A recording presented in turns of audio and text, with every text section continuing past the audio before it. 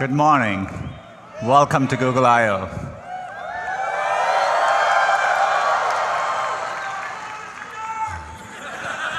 I love you guys too. Can't believe it's 1 year already. It's a beautiful day. We're being joined by over 7,000 people, and we are live streaming this, as always, to over 400 events in 85 countries.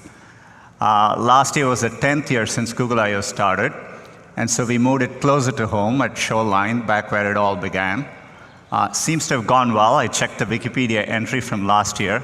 There were some mentions of sunburn, so we have plenty of sunscreen all around. It's on us. Use it liberally.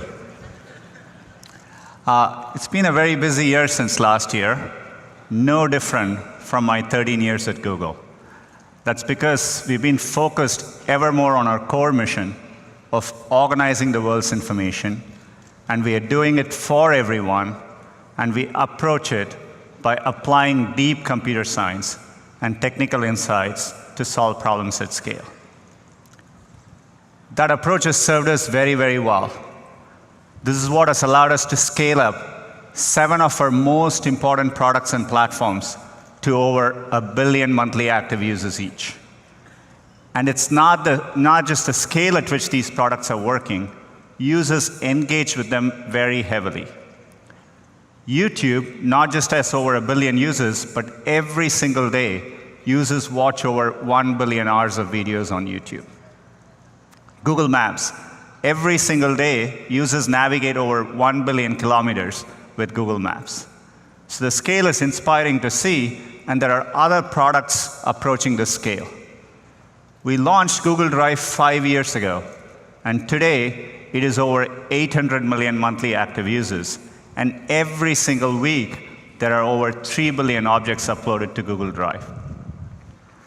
2 years ago, at Google I/O, we launched Photos as a way to organize users' photos using machine learning. And today, we are over 500 million active users, and every single day, users upload 1.2 billion photos to Google. So the scale of these products are amazing, but they're all still working up their way towards Android, which I'm excited, as of this week, we crossed over 2 billion active devices of Android. As you can see, the robot is pretty happy too behind me. So it's a privilege to serve users at this scale. And this is all because of the growth of mobile and smartphones. But computing is evolving again. We spoke last year about this important shift in computing from a mobile-first to an AI-first approach. Mobile made us reimagine every product we were working on. We had to take into account that the user interaction model had fundamentally changed with multi-touch, location, identity, payments, and so on. Similarly, in an AI-first world, we are rethinking all our products and applying machine learning and AI to solve user problems. And we are doing this across every one of our products. So today, if you use Google Search, we rank differently using machine learning. Or if you're using Google Maps, Street View automatically recognizes restaurant signs, street signs, using machine learning. Duo with video calling uses machine learning for low bandwidth situations. And Smart Reply in Allo last year had great reception. And so today, we are excited that we are rolling out Smart Reply to over 1 billion users of Gmail. It works really well. Here's a sample email. If you get an email like this, the machine learning systems learn to be conversational, and it can reply, "I'm fine with Saturday," or whatever. So it's really nice to see. Just like with every platform shift, how users interact with computing changes. Mobile brought multi-touch. We evolved beyond keyboard and mouse. Similarly, we now have voice and vision as two new important modalities for computing.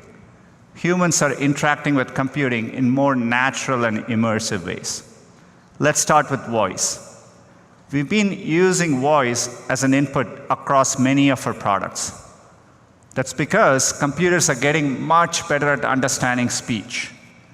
We have had significant breakthroughs, but the pace, even since last year, has been pretty amazing to see.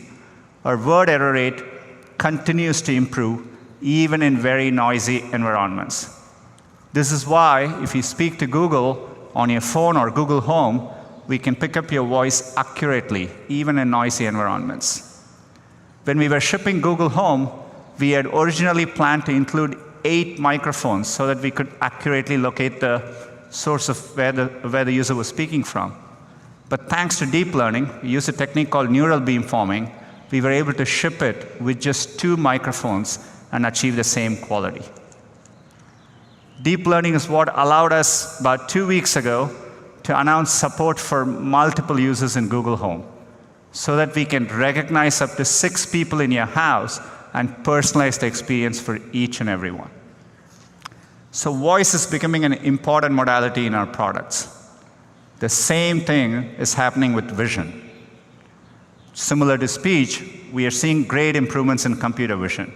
So when we look at a picture like this, we are able to understand the attributes behind the picture. We realize it's your boy in a birthday party. There was cake and family involved, and your boy was happy. So we can understand all that better now. And our computer vision systems now, for the task of image recognition, are even better than humans. So it's astounding progress, and we're using it across our products. So if you use the Google Pixel, it has the best-in-class camera, and we do a lot of work with computer vision. You can take a low-light picture like this, which is noisy, and we automatically make it much clearer for you. Or coming very soon, if you take a picture of your daughter at a baseball game and there is something obstructing it, we can do the hard work, remove the obstruction, and have the picture of what matters to you in front of you. We are clearly at an inflection point with vision, and so today we are announcing a new initiative called Google Lens.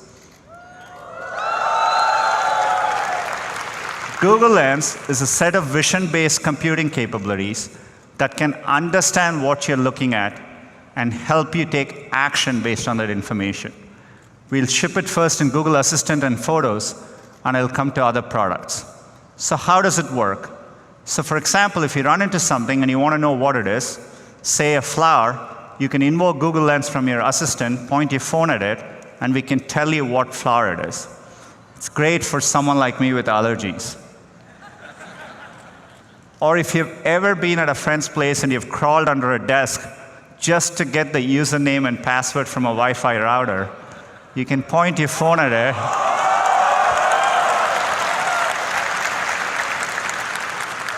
and we can automatically do the hard work for you.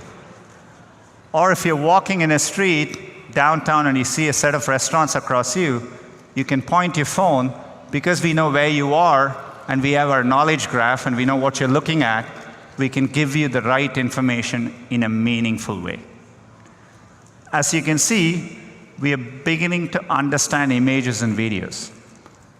All of Google was built because we started understanding text and web pages.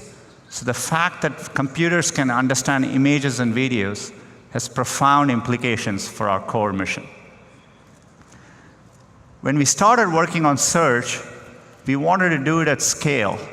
This is why we rethought our computational architecture. We designed our data centers from the ground up, and we put a lot of effort in them. Now that we are evolving for this machine learning and AI world, we are rethinking our computational architecture again. We are building what we think of as AI-first data centers. This is why last year we launched the tensor processing units. They are custom hardware for machine learning. They were about 15 to 30 times faster, and 30 to 80 times more power efficient than CPUs and GPUs at that time. We use TPUs across all our products. Every time you do a search, every time you speak to Google. In fact, TPUs are what powered AlphaGo in its historic match against Laserdahl. As you know, machine learning has 2 components: training, that is how we build a neural net. Training is very computationally intensive, and inference is what we do at real time, so that when you show it a picture, we recognize whether it's a dog or a cat, and so on. Last year's TPU were optimized for inference. Training is computationally very intensive. To give you a sense, each one of our machine translation models takes a training of over 3 billion words for a week on about 100 GPUs. So we've been working hard, and I'm really excited to announce our next generation of TPUs, cloud TPUs, which are optimized for both training and inference. What you see behind me is one cloud TPU board. It has 4 chips in it, and each board is capable of 180 trillion floating point operations per second. And we have designed it for our data centers, so you can easily stack them. You can put 64 of these into one big supercomputer. We call these TPU pods, and each pod is capable of 11.5 petaflops. It is an important advance in technical infrastructure for the AI era. The reason we named it Cloud TPU is because we are bringing it through the Google Cloud Platform. So cloud TPUs are coming to Google Compute Engine as of today.